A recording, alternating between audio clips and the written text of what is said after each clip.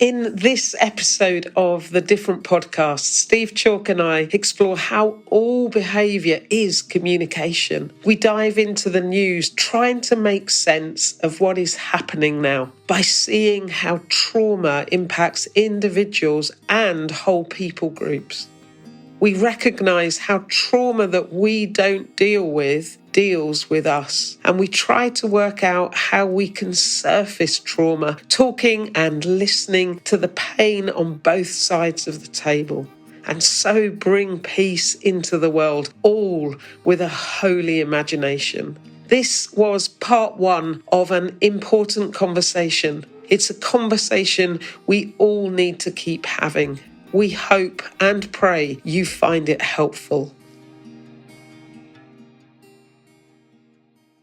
So, Steve, a fortnight ago, we talked and we had quite a deep conversation, maybe deeper than we've had before on the podcast, you and I. And we talked about some of the VUCA. We used that word, phrase, didn't we? I remember VUCA. Yeah. And we began to talk about it in that podcast. And we said that there was more to talk about. So I just wanted to kind of begin our conversation today with reference to a film that I've just seen recently called The Old Oak. You haven't seen it yet, have you? No, I've not. Oh, you must go and see it. And it's Ken Loach's most recent film. And it's an incredible film. Why is it called The Old Oak? So it's based around a pub called The Old Oak in a old mining village. Mine's been closed down. And it's a community that's on its knees and has experienced everything you'd expect from the industry being shut down. There's poverty and desperation. But the pub is a real focal point for the community, for those that can afford to go. And the landlord of the pub is an unwitting community leader. And a group of Syrian refugees appear. They're brought to the village. They're going to live there.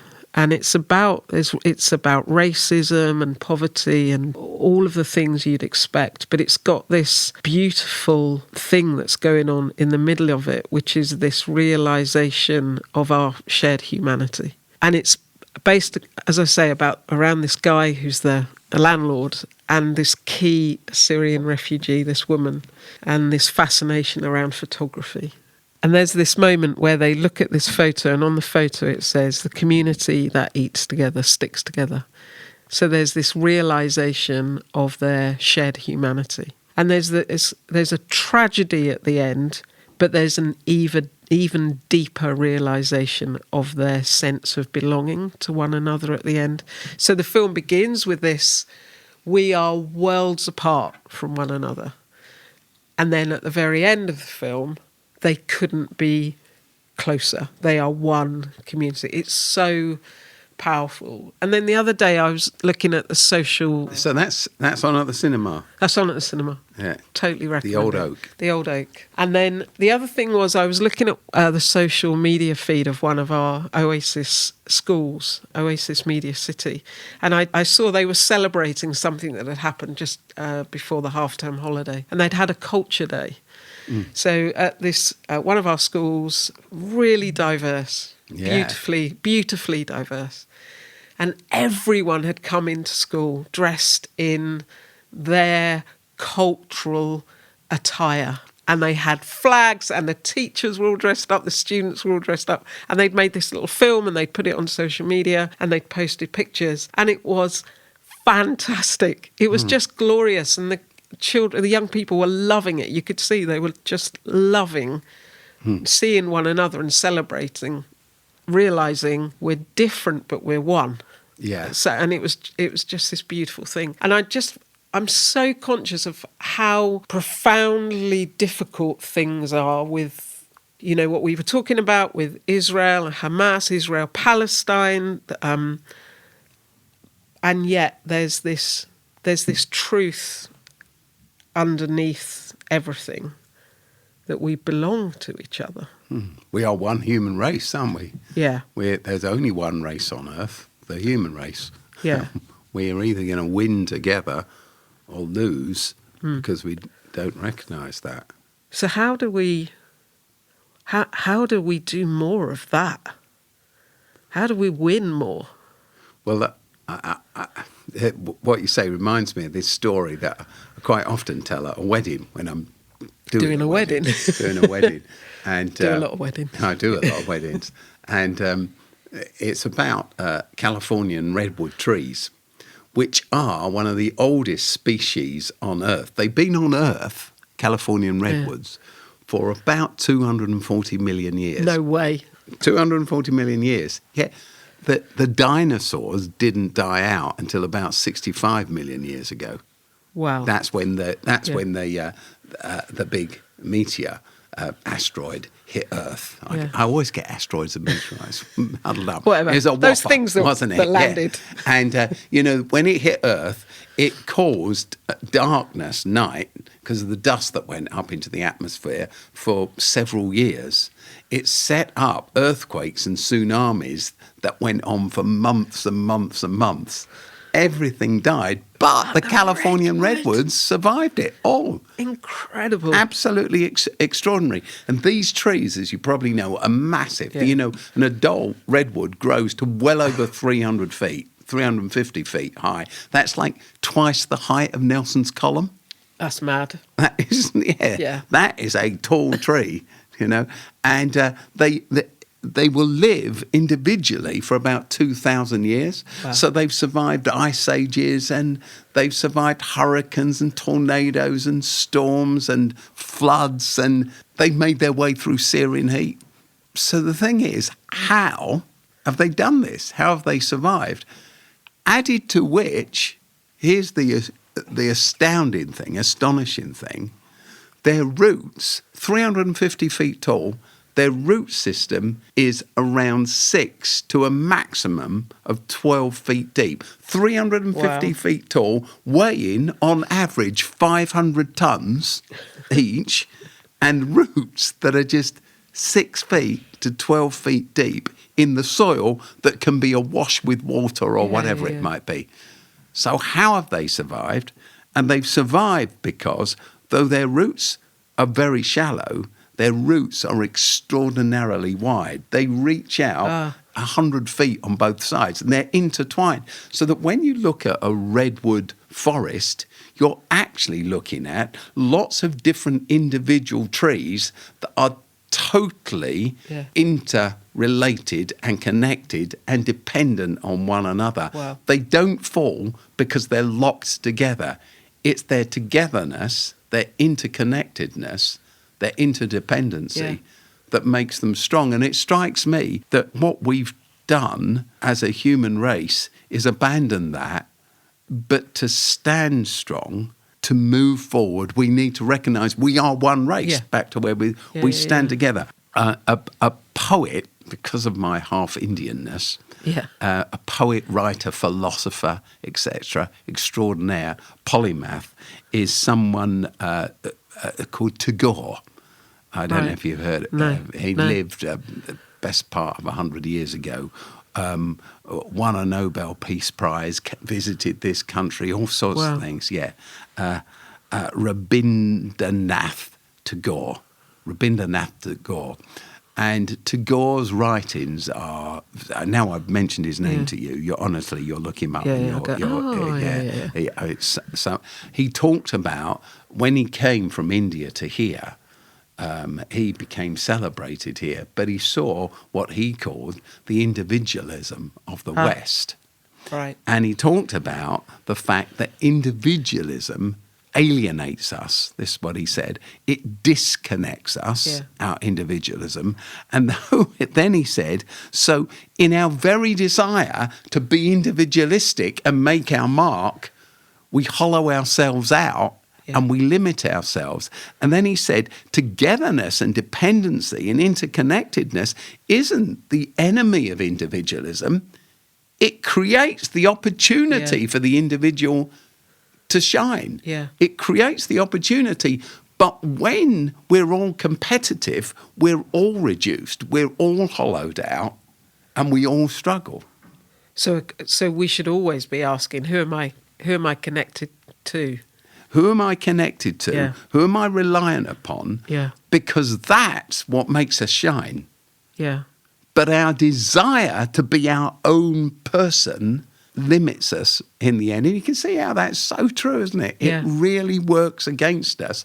And he said, the funny thing is, when you're all trying to be individual, you all end up in total conformity because you're all trying to outbid one another at being one another rather than being set free by the others in your group to be yourself. And as I've listened to Gore's teaching and understand it always reminds me of that quote. I can never find out who said it first, but it's claimed by lots of people. A person wrapped up in themselves makes a very small parcel. Mm. And I always think to myself, if only I can learn that. Yeah. If only we can learn it as Oasis, as teams within Oasis, if only we can learn it in towns and cities and our counties, or as a nation, or as the United Kingdom. Yeah. Yeah. If only we can learn that globally, it's our only way of surviving, let alone thriving. Yeah. It's so important and intrinsic to who we are as people. So that whole spiral dynamics thing, Steve, isn't it? Which is that realization of our belonging to one another. And so anything that stops us moving towards that, it feels like a grief. It feels like this doesn't feel right. Yeah. This, like, we feel it as communities, just as we feel it as individuals. If there's separation, don't we? It's not. I've got a friend whose wife died quite recently, and she used to joke with him because she knew she was dying that he'd soon be off and find another younger model. That's what she used to say. And I spent quite a lot of time with him just recently, and he was laughing about that. And then he said to me, he said, Steve, it's impossible. He said, because our lives were so interconnected. And he talked to me in real down-to-earth ways in which they were interconnected and both utterly reliant on one another. They'd been married for over half a century and they'd become intertwined, truly intertwined.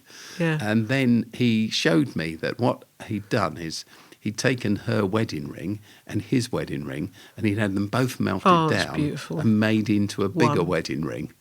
Love it. Because he said that for him was a symbol of what had become. So he said, it's utterly impossible for me to contemplate. He said, I'm struggling hard enough as it is to reorientate to life without her. But I'm still leaning on her all the time. I know what she said. Don't do that. Do this. So I'm listening to her wisdom. That interconnectedness is an extraordinary thing, isn't it? Yeah, absolutely. And I think getting ourselves to the place of not just knowing that in our heads, but acting on that. I was in a meeting the other day, and I was just working with a team of staff, and we were talking about inclusion actually. And this member of staff, she's called Dottie, and she just said to me that she realises that being a cheerleader for inclusion is not the same thing as creating inclusion. And I thought that was such a smart observation to make, that it's very easy, isn't it, to even believe that this stuff is the right way to be.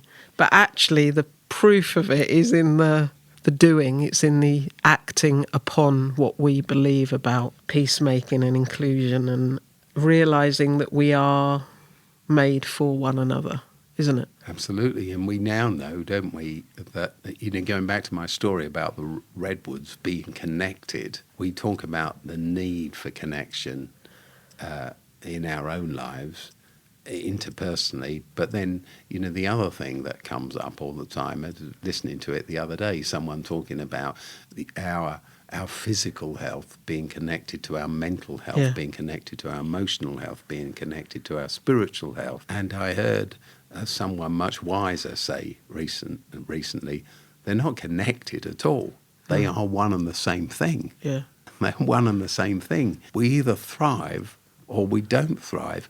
We've got to give up this rather disconnected way of talking about being connected and understand that we're so connected there can't be a gap between the two. And you think about the way in which that works out, even in this present global crisis that we are struggling with the Middle East. What's happened emotionally in people's lives changes the way they are mentally or physically in a relationship or lack of it. The whole thing is connected.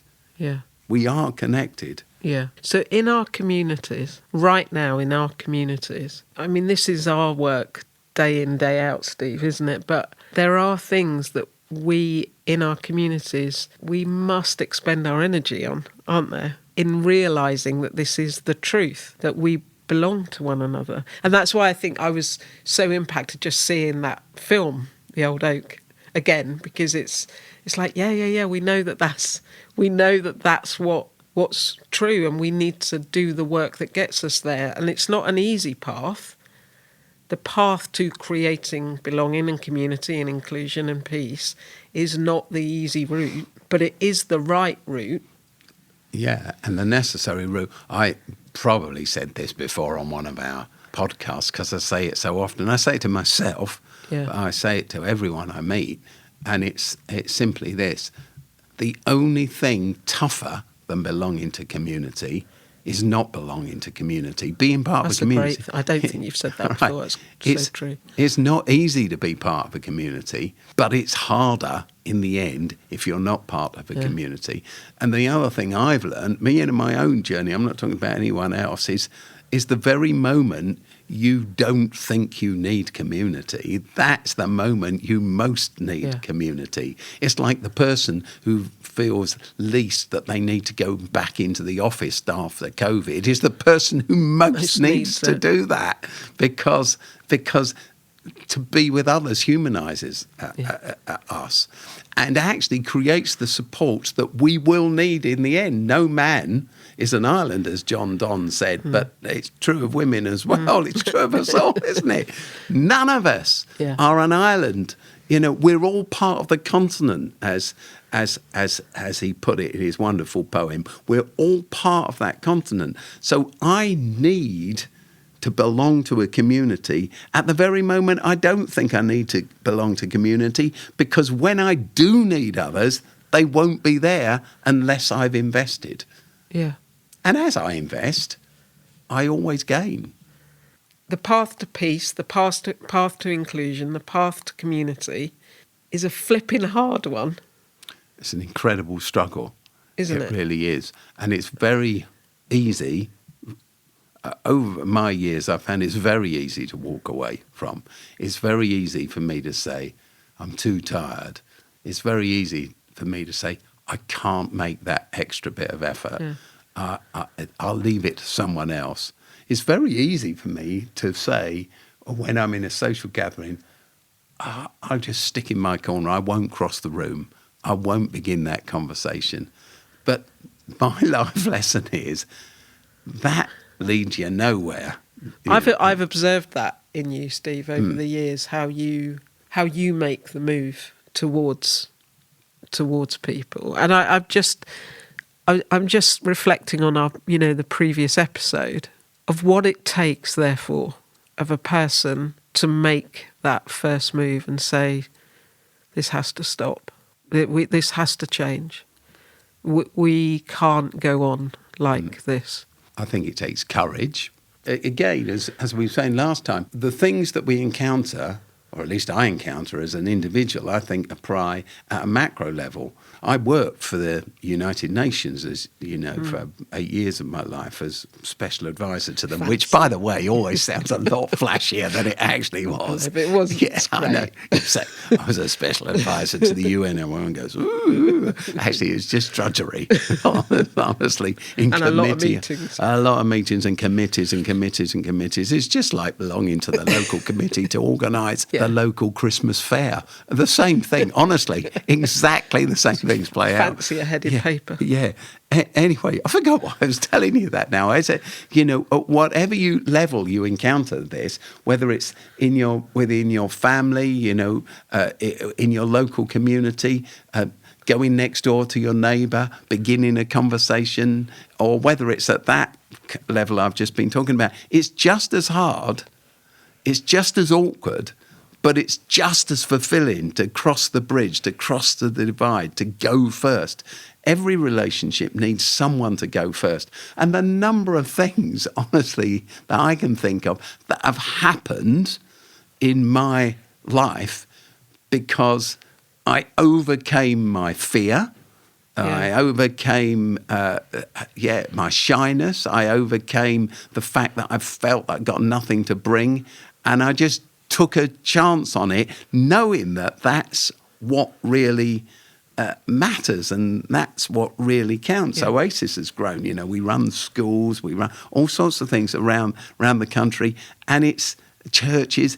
It's just doing that thing. But there's a massive thing happening in that moment, Steve, which is the laying down of an agenda, isn't it? And I think when we're talking about peacemaking, you have to lay down your power. You just have to say the ending has to be different, because the ending we're heading towards right now is futile.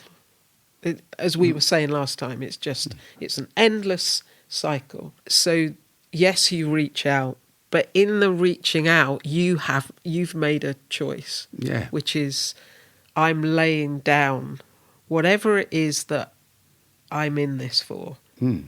I'm choosing for something to be different, which gets us back to that very brief mention we made last time about holy imagination, isn't it? And for me, I think the following of Jesus bit for me always invites me into that space of how could this be different? Yes, it is that imagination, isn't it? Yeah. And it's say, if I go for this, what could be? If I open up this relationship, if I try and give myself to this, what could be? I might get rebuffed. I might be laughed at. I might be rejected. I did it this afternoon, actually. I wrote a little text to somebody I'm not spoken to for a long time, not because I've fallen out with them, but it's someone who's really quite important. I think they're a lot smarter than I am. All the rest of it. But I thought I'll just text them because I think there's something that we might be able to do together. And even as I was pressing send on the text, I was thinking, it's a woman. She'll probably think, oh no, not him. So it's a dangerous thing to do, and it's a hard thing to do.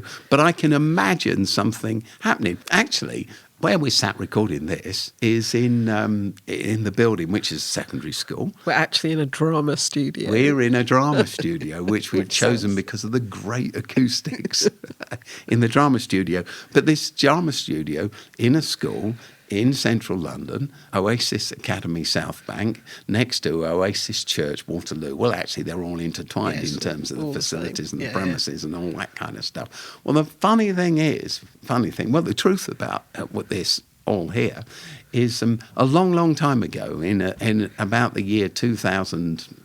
Well, I remember talking to you about it. Absolutely. I said, I said, Jill, I'm going to go out at lunchtime. We had some offices elsewhere. And I said, I'm going to hunt for a church which I could lead, a church with no one in it, because they're the only types that would let me lead them. People who got, that who just got no one else to lead. And remember, I used to go looking all the time. And then I found this church building here, which is called Christ Church and Hupton Chapel, which is in Waterloo. And then what happened was I had to go away, and I was speaking at a big conference, which is called Spring Harvest. You know about it. And it happens in more than one place. And for 1 week I was speaking in Skegness, which is one place they hold it. And the next week I was speaking in Minehead, And anyway, in Skegness, or perhaps it was the other way around, I can't remember. But anyway, they got, on the site where I was, there was an outbreak of norovirus. I remember. Yeah, yeah. And so the team that I was part of said, Steve, you've got to go home because there's a 48-hour window when you might get this quarantine window. And I was actually leading the whole thing on the other side. I was the person who was supposed to be in charge of everything happening, somehow responsible for everything happening. So they sent me away 48 hours early, do you see? And so they sent me home. And I thought, well, what can I do? You know, what can I do? I've got these 48 hours where I could get the norovirus and all the rest of it. Yeah. And I thought, I know what I'm going to do. I am going to write to that church, Christ Church and Upton Chapel, because I've heard that they, you know, there are few people here and they didn't really have the leadership they needed. So I spent the time I've been given, writing this letter. Yeah. And then the 48 hours passed and I was driving off to, it must have been to go to Skegness because I was driving through central London. Yeah. Heading north. Yeah. And I posted the letter that I'd written over these couple of days and really thought about it through the door. Oh, wow. And, through the door here. At the front, and said, here's my number, my mobile phone number. Get in touch with me if you choose. That was it. Yeah. And they got in touch. Yeah. And out of that, the church here grew. And out of that, the school, well, we had to put in a free school bid to get this and talk to Lambeth Council. And out of that grew this secondary school, which is an extraordinary thing. And, you know, so it's amazing. But each time you have to do the thing you think is probably just going to be laughed at and rejected. Yeah. It was amazing what sometimes grows out of it. But you've got to take the chance. You've got to cross the room. You've got to engage. Yeah. And when you engage, you turn a lot of things round. And so the way of peace looks like utter stupidity. Yeah. In the first instance, and the second maybe, and the third. But ultimately, it makes complete sense. And in a way, well, we would argue this, wouldn't we? That crossing the room, posting the letter.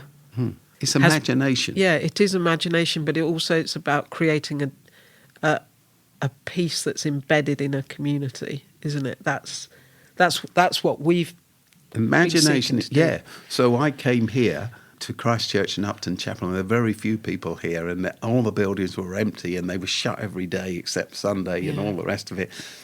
And I began to tell that community a different story, a different narrative, to help them imagine along with me.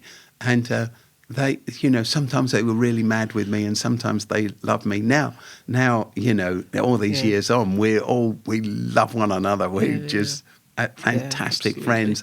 Sadly, some of them have died along the way, and I've taken their funerals, but I've taken the marriages of their sons and daughters and all the rest of it. It's been wonderful. But anyway, what I did was when I first came, I articulated to them a story.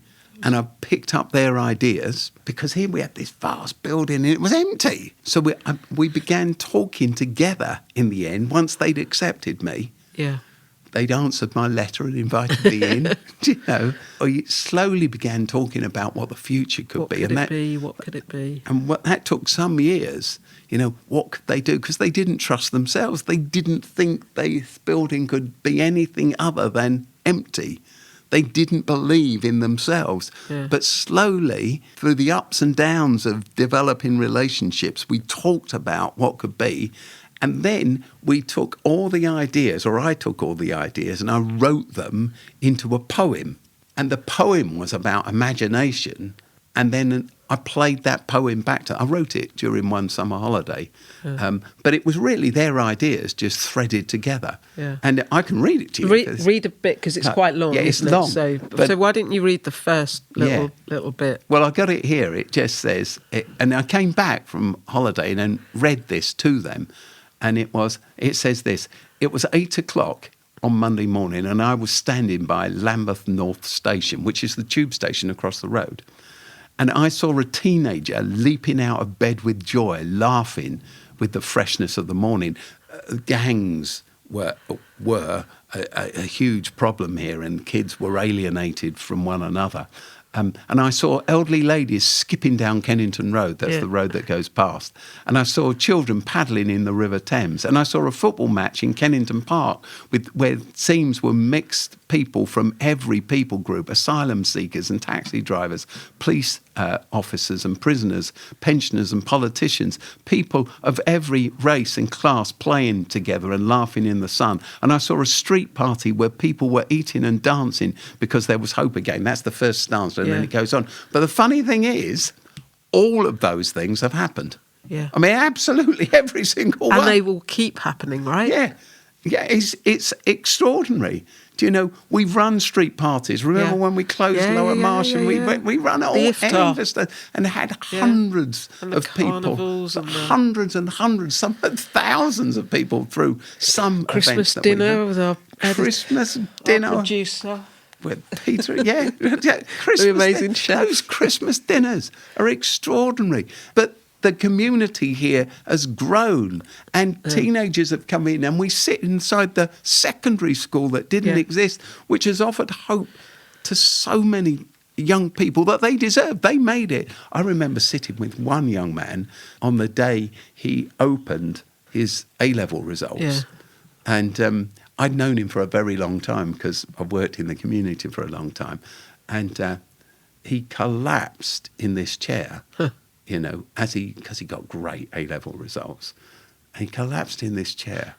And I sat next to him, I put my arm around him, and he said, "What does this mean?" Oh, bless him. What does this mean? Well, he's poor, and he's black. And I said, what it means is this. You can go to any university in the whole world you choose, Oxford or Cambridge or Harvard. They will jump at getting someone with your talent from your ethnicity. The world is your oyster. That's what it means.